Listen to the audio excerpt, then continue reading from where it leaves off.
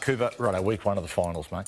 What we're going to talk about first, which game? Yeah, we're going to do Storm and the Sharks. So we just thought about, like, what are the strengths and weaknesses? What has to happen in these games to get the opposition on top? I think for the Storm to win, I think they need to put Nicho Hynes in a phone box. He needs to feel like he's playing a game of football in a confined space. There's already question marks whether they can deliver in a big game. The Sharks were ultra impressive on the weekend. Yep. They haven't won under Fitzgibbon. They're going down to AAMI Park, where they won early in the year, but I feel like a halfback has the presence and the spirit of their team in the finals. Yep. And if he walks in like he owns the joint at AAMI Park, the Sharks could do something. But if he balks and the Melbourne Storm restrict him, I think that goes a long way to Melbourne dominating that game. We said a few times about Nicho. I think in this game for the Sharks, it's do less. Now, what we saw early in the year when they beat Melbourne, in Melbourne, where this game going to be, is the fact that there was Blake Bradley and young Atkinson in the halves. Yep. Before that game, you're looking to say Bradley playing a halfback, they're playing the Melbourne Storm, there's no chance. But they were forced to do less. Yep. They were forced to simplify. Their power game took over. Yep. They looked a far better football side. When they've got into the finals before, they've played too sideways, they've played too flowery, they've skimmed across the defence.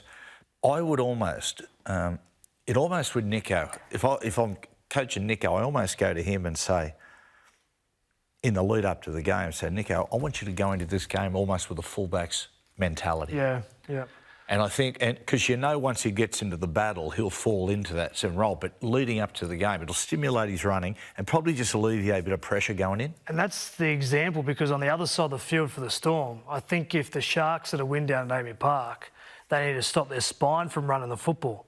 Like, if you think about a play the ball anywhere on the field, you've got Pappenhausen, Grant near the ruck, you've got Hughes and Munster. At any stage, in every play the ball, these four guys could run the football. So if the Sharks are to win, Nicho has to be confident, but there you have to defend for every play the ball for the whole entire 80 minutes and come up with a great defensive performance, because Melbourne Storm, when their halves click and run the ball, you saw what they did against Penrith, they get confidence from that. So I think if the Sharks to win, they've got to shut down their spine running the ball. I was sitting there today and I was thinking to myself, have I ever seen a halfback with as good a running game as Jerome Hughes? And like Alf was rapid over the line, but I don't think I have. Well, I think it's the fact that he's got a combination and he uses the combos he has around him as support. Yep. And his performance on the weekend in that warming up against Brisbane was pretty impressive. He might have just sealed the Dally M with that performance. Yeah, absolutely. Day football, I think, will suit the Sharks down there. Night football in Melbourne, you know better than anyone, is very, very difficult to suit you blokes down there.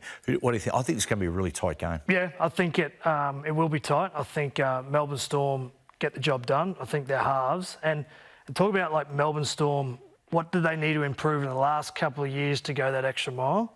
I think defensively they need to improve for longer periods of time, but their best players need to play well at this time of year, and I think they are all playing well, include Nelson in that conversation. Sunday afternoon, what an occasion that's going to be at Accor Stadium, be massive, be rocking. 50,000, 60,000 people, hopefully.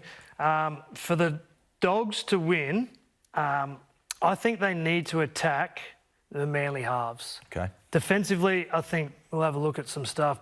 Brooks, Cherry Evans can get caught out at different stages. Here's Seyfarth going through inside shoulder on Brooks, and he knows it. The threat of Preston on that side of the field up against Brooks, they need to power through Brooks and make him make a lot of decisions in the 80 minutes. Here, again, comes up too far past the footy, and Preston goes straight through. So the fact is, Brooks gets a bit jittery. He doesn't know where to go out, come up past the football. If they get that disconnect, I think that's what happens. Cherry Evans, for an experienced half, he is reckless sometimes with the way that he puts pressure on his outside guys. The Dogs did it to him the last couple of weeks. The Sharks did it to him on the weekend. Here's another one. Like, you just don't come up and turn in like that. It basically says to the Dogs, pass around me and we'll get the try in the corner. This one here was crazy. You just come up, turn in, and don't give your outside players a chance to follow you in. So I think Cherry Evans and Brooks, I think Cameron Serrato would have a look at the game on the weekend and how they got him last time. It's been a couple of years now, DCE and Olakau'atu struggling And you're right. It's hard to believe in it. Blake Lloyd of DCE, who is such a quality, experienced player and knows the nuances of playmaking inside out, and could obviously read shapes coming his way, that he still does that. If I'm Matt Burton, the further I am away from the try line, I'm giving kick-out early ball. I don't think Cherry Evans can handle the physicality of what kick-out does. The closer I get to the line, I'm going to make Cherry Evans make that decision defensively.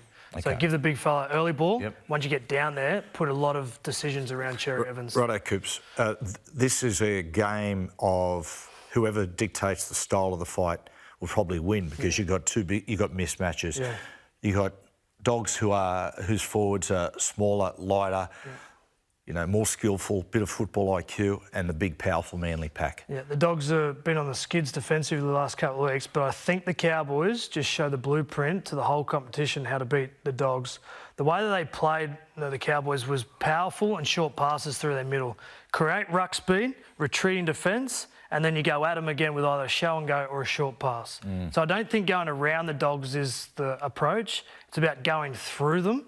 And the fact is, when you generate quick play the balls and miss tackles, then it leads to something. What Manly did the other week against the Dogs, Paseka, decent play the ball, shift out to the side, another missed tackle, bounced off, ineffective. They get lucky here, but when you miss tackles, quick play the balls, leads to opportunities. So I think the Cowboys showed exactly the way to beat the Bulldogs. Coop, can I ask you a question there? Because you've been in the position that a number of those sides have been in the fact that the Bulldogs, whilst they didn't have a home semi-final locked in, they had their final spot locked in. Yep. To a certain extent, they were treading water, and I've seen you blokes do it at the Melbourne Storm, where you're 6 points clear, 8 points clear with 3 or 4 rounds to go. It's a difficult situation to find yourself in, because looking at the effort there defensively of Viliami and also Bronson Cherry, that is nothing like what they've offered this year as far as effort is concerned. Yeah, and you hope that Serraldo can turn it on and turn it back on. But got to also remember that it's been a long year for the Dogs with that smaller pack working really hard in defence. I hope they got a little bit of energy for this game, because if they are on the back foot making soft tackles, it's going to create the ruck speed that Cherry Evans needs. Sensing an upset here, Thinking Manly? No, I'm sensing an upset. I'm sensing Bulldogs hitting back. Oh, yeah. On the skids too? Dogs have got to make this a really fast game, keep the ball in play, try to fatigue that big pack. Let's be honest, this is the biggest game in the Dogs' recent history. Yep. That's how big it is. Yep. It's going to be 50, 60,000 people at a core. There's a team that hasn't got a lot of finals experience outside of Crichton, Kickow, a little bit of Burton. This is a huge game because they've turned around their ladder position. And if they go on the skids 3 losses in a row, that's a difficult way to go out of the finals. I'm just thinking there, I've forgotten the fact that I live in the Manly area and I've tipped the Dogs. It's a problem because a lot of my neighbours are real dead shits. It's all right. Manly fans. You know, it's all right. Your house sits on top of the hill and everyone else is down below, so they won't on the hill. Please, closer to the beach than that.